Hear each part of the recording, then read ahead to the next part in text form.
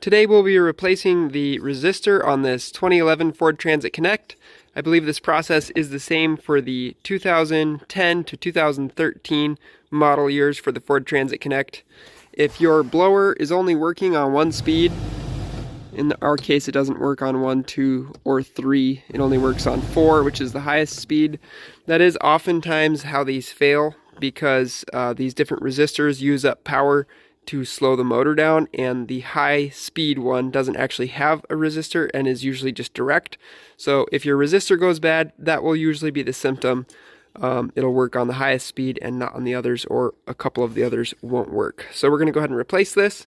In the passenger side, we have to remove these Phillips clips in order to pull this piece off. There's basically just a screw that has to come out before the clip can come out.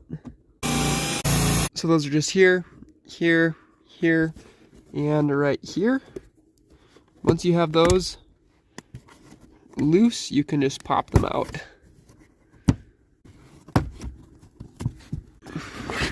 Set that aside. Once you have that out of the way, you can go ahead and pop this piece of ductwork off to the side.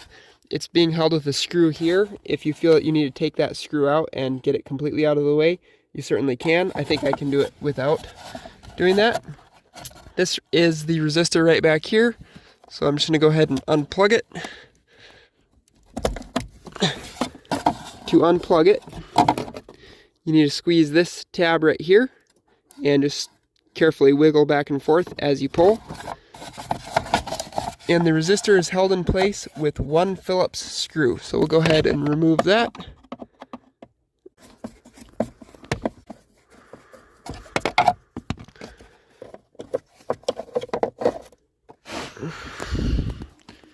Let's see if it looks burnt.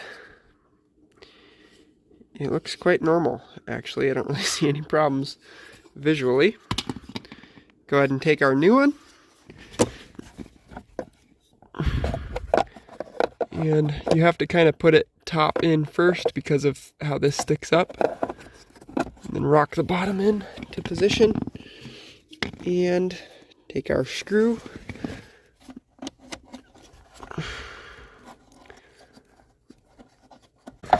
I will link in the description to this product as well as the blower motor, because I just replaced the blower motor on this, and I will link to that video below as well.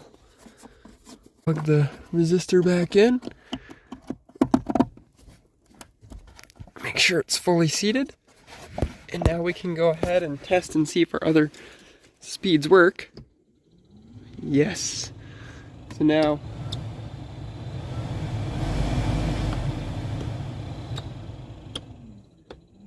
we actually have all of the fan speeds, which is going to be so nice. So most of the time, if you're having that sort of symptom, it's not this switch, and it's actually that fan resistor. If the switch fails entirely, it usually won't work on the highest setting, versus if it works on the highest setting and not the others, it's usually that resistor. I'm going to go ahead and put this back together now. Piece of ductwork, and then our fabric. This just tucks behind here like that. Push these clips through the fabric and then through the hole,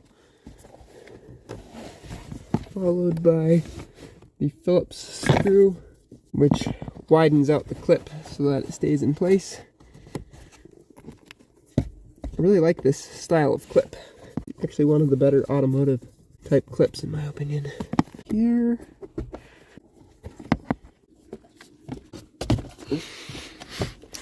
There we go. Anyway, hope that you found this video helpful getting your resistor replaced, and I will talk to you guys later.